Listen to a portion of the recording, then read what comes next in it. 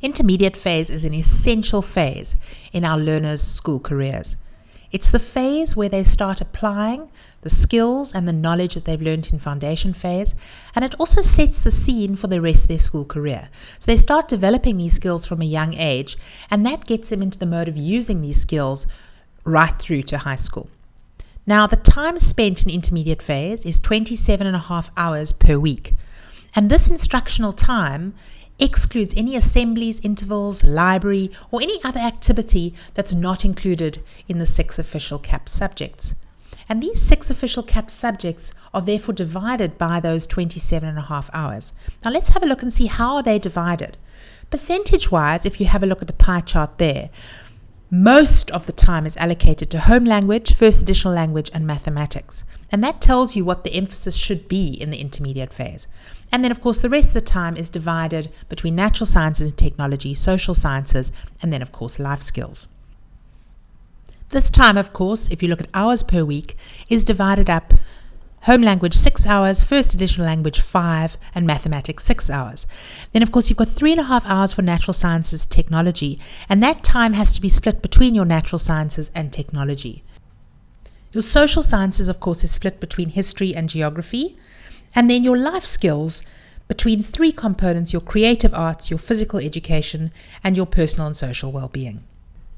Intermediate phase use a 7-point coding system, the same as the rest of all the grades and phases.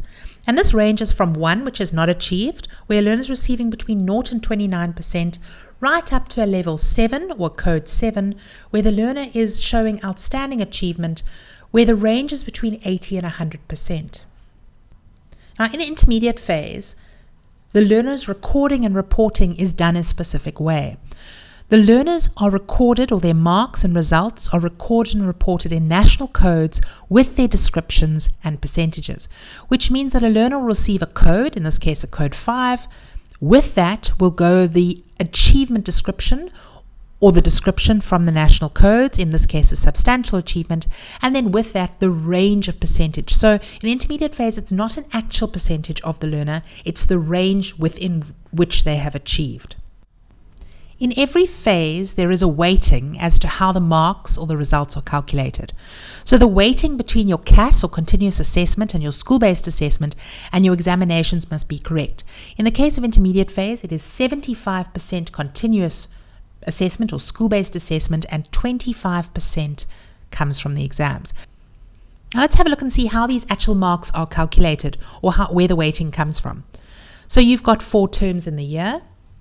And each term, your learners are going to do continuous assessment or school-based assessment.